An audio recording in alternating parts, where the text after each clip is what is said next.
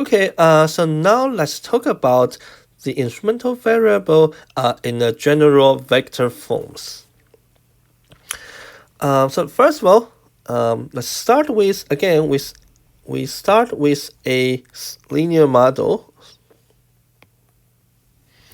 and x is a 1 by k vector. Note that it is exactly the same linear model that we estimated by the OLS before. So again, there's no such things as an OLS model or an IV model. OLS or IV are different estimation methods. Okay, so we say we estimate a linear model by OLS. We don't say we estimate an OLS model. Here is the same. We say we estimate a model by IV, not say we estimate an IV model. Okay. And so we have a vector of instrument Z, which is 1 by L, and L can be greater than K. And similarly, we have the first component Z1 to be 1, the intercept, and the Z vector contains all exogenous elements of X. Right. So if one or more elements of X is endogenous, Z must have some variables outside X. So for example, suppose L equals K, Z just identify K's.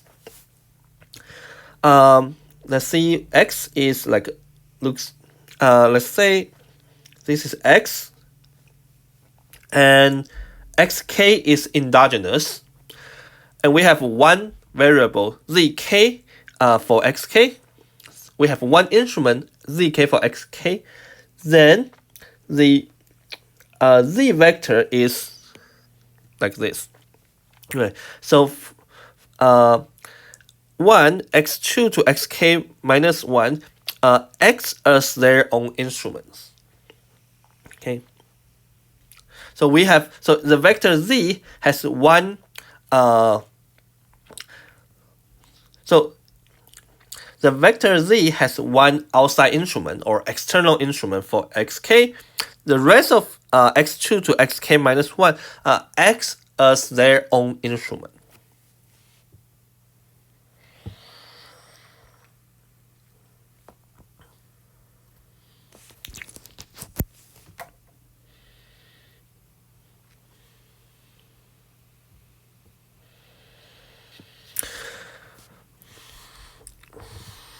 Okay, so the first case,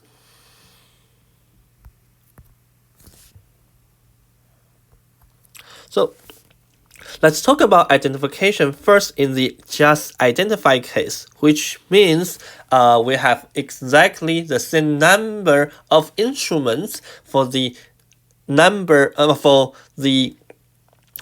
we have exactly the same number of instruments for the endogenous variables. Okay, so the IV assumption 1 is exogeneity, right? So we need Z is uncorrelated with U, and where Z is a 1 by L vector. The second IV assumption is what we call rank condition or relevance, right? We need rank Z prime X equals K, and basically that means covariance Z and X cannot be 0. So the rank condition implies L needed to be greater or equal to K. Why is that? Because Z prime X, this is L by 1, X is 1 by K, right? So the whole matrix is L by K, right? And the rank needed to be at least K, right? The rank needed to be K. That means K. So the rank is the smaller of either one. So that means L needed to be the same or greater than K, right? So L needed to be greater than K. So unlike the OLS case, which the rank condition is largely definitional, right? In the OLS, the rank condition only rule out perfect collinearity. Here, the rank condition actually imposes some real restriction. Why is that? Right here, it actually imposes the real restriction that there needs to be some correlation between z and x. Okay, that's why it's a relevance condition. And because L needed to be greater or than K, or L needed to be equal or greater than K, right? So we need at least one instrument for one endogenous variable. Again, so IV1 and IV2 imply that we need at least one executable instrument for each endogenous variable. These executable instruments do not enter the model directly, and they affect Y only through endogenous X. Okay, so this instrument, they don't enter the model, the structural model actually, right? The structural model, the linear model, right? So there's no, right? See, right? The linear model here, there is no z, right? That's why we say z. We need at least one executable instrument, zi. There's needs to be a component z that is not in the original model, not in the structural model.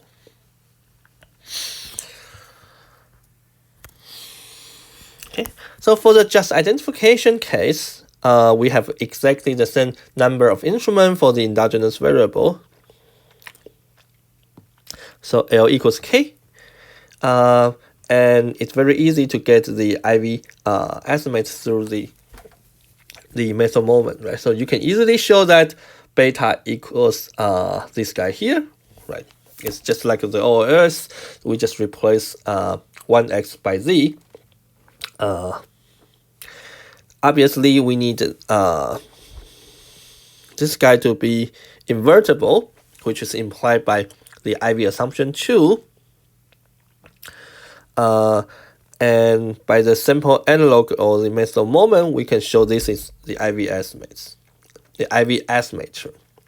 And this will be the matrix notation, right?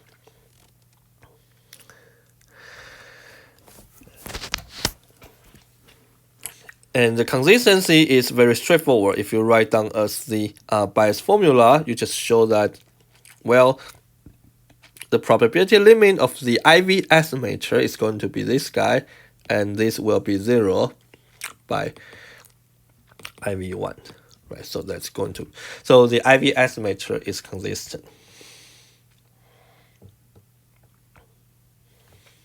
Okay.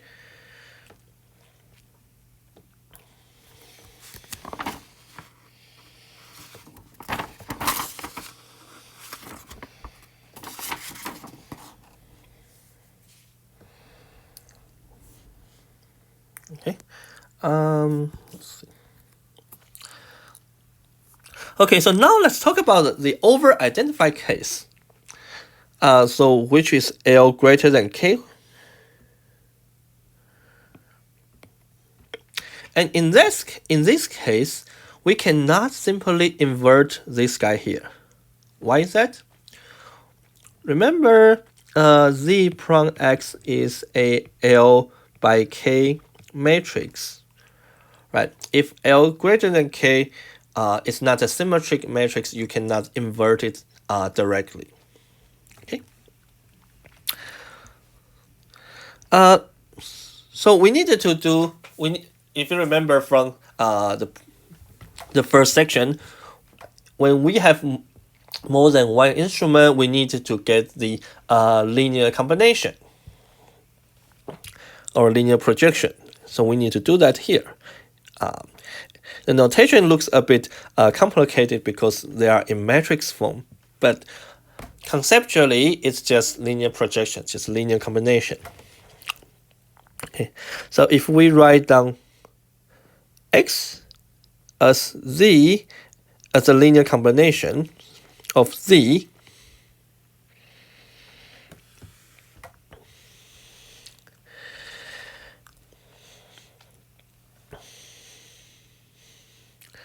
okay, so this is just we write down X as a linear projection of Z, right? So this is a linear projection, and this is just orthogonality between Z and the residual. Sorry, not residual, just say well Z. I mean, just by definition, Z is orthogonal to the rest of things that's not correlated with Z. Okay. So the pi here is a linear projection. Right. So the Z pi is a linear projection of X on Z, and this guy is just definitional and always true. And we can easily show that the linear projection is uncorrelated with the error term as well, because Z, the instrument, is uncorrelated with the error term. Right. So linear projection, I mean the pi here is just a non-random matrix. Right. So note that pi here is not a random variable. It's actually non-random. So we can use the linear projection, let's call that X star, which is a 1/k vector, as an instrument for X if we know pi here. Okay. So for each j, for each element in X, xj is equals to z pi j plus rj, which we can define as xj star plus rj. And the pi j is the jth column of pi. Okay. So let me write it for you. Right, so this is X, sorry. So x1 to xk equals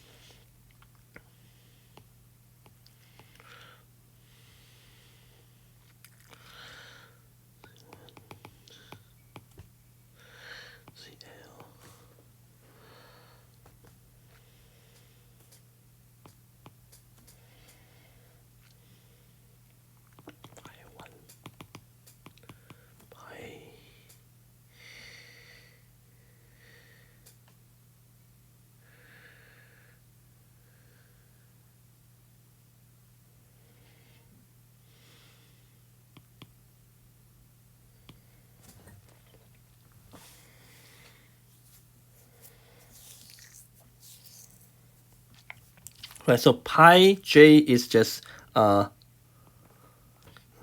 jth column. So pi 1 is the first column of the pi matrix. Pi k is the kth column of the pi matrix. Okay. And pi is a L by K matrix.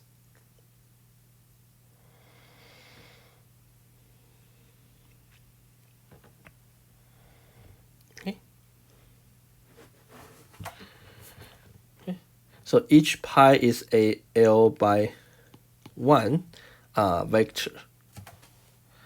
Okay.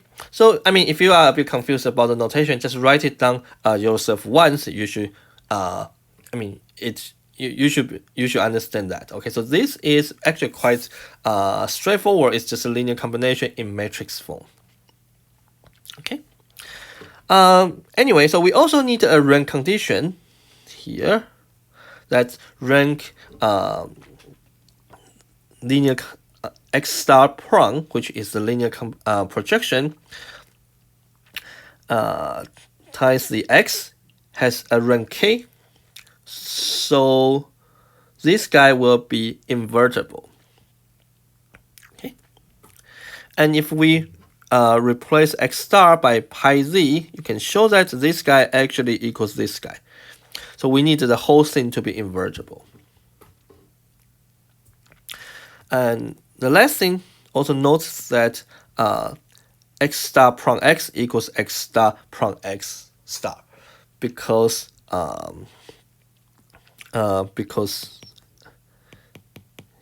the prong r equals 0. Right.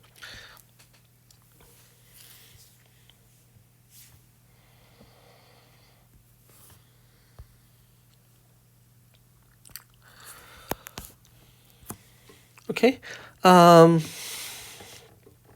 So let's talk about so the first assumption for two-stage least square is again the exogeneity assumption. It is exactly the same as the IV one. So we need z prong u, the expectation of z prong u equals 0. So there's so the instrument is uncorrelated with the error term. The rank condition will be different.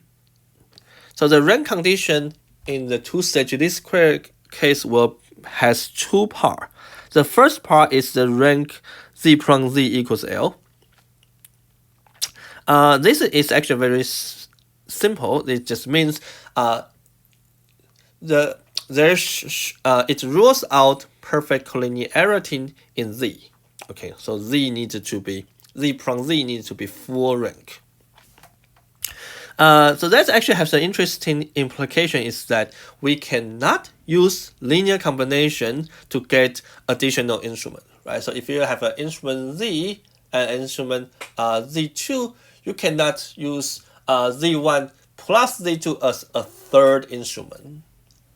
However, you can actually use Z1 times Z2 as a third instrument because it's not a linear combination. Okay. But anyway, so here the first rank condition rules out perfect collinearity in Z. Okay.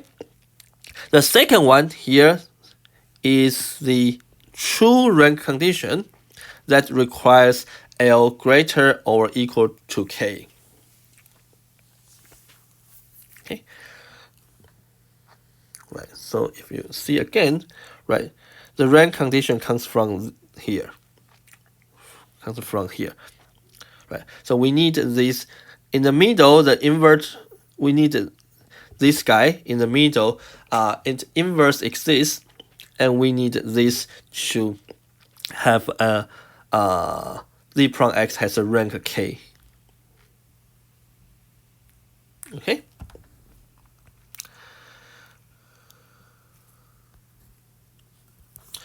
Now we can derive the two-stage least square estimate. Right, so to derive the two-stage least square estimate is very straightforward. We have this one, right?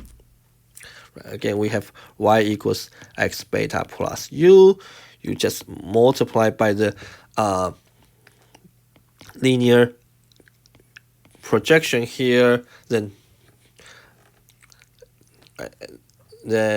just move x star prong x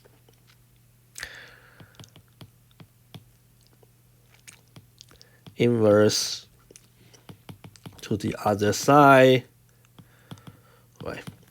And we have equals beta. Okay, so however, again, we need to apply the method moment here. It's a bit tricky here because this pi here. One small problem is pi is unknown. Remember, pi is here, right? So if you look at pi, right, pi is here. Pi is the is the mean of Z prong Z inverse and Z prong X. They are non-random, but you need to estimate them.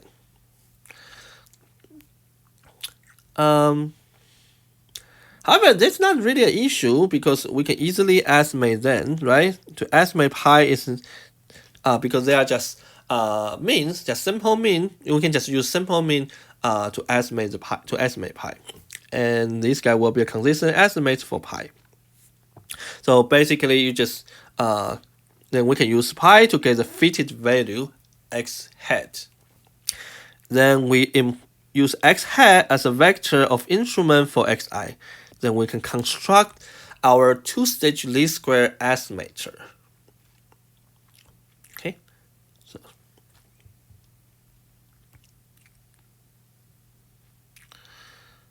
and like we showed before, actually you can replace x here by x hat. And why do we want to do that? Because that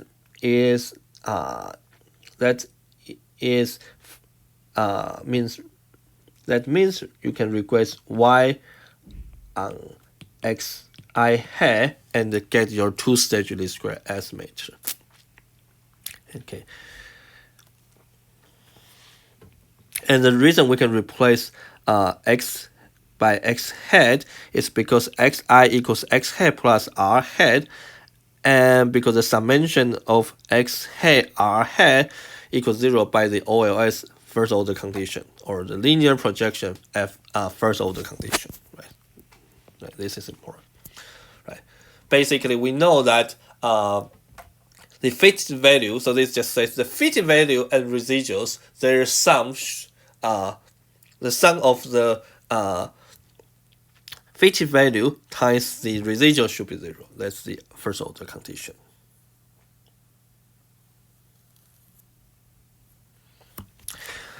In matrix form, okay, so this is the matrix form. Again, you can replace X matrix by X hat matrix. And if we write down explicitly the X hat, we have something like that. And this is actually an important form here. So we call, so you can write down two-stage least square as a form like this. It's a bit like a sandwich form, right? But in the middle is something called projection matrix. Okay, so the projection matrix, if you apply a projection matrix, you will get the fitted value because it projects x to the z. So that's why we call that projection matrix. The projection matrix is symmetric and idempotent. Idempotent means the projection matrix or an idempotent matrix times multiplied by itself, it remains the same. And this is a projection matrix. And actually this form here is important because you will see that later in weighted least square, you can write down something like that. You can write down the weighted least square estimate like this. Like the weighted least square estimator, you will have a similar form, like x prime something in the middle, x and x prime something in the middle, y. Later, when each talk about like generalized method of moment or like a three-stage least square, we will have similar form like two-stage least square here, but the middles will the middle will be different, but the form will be the same.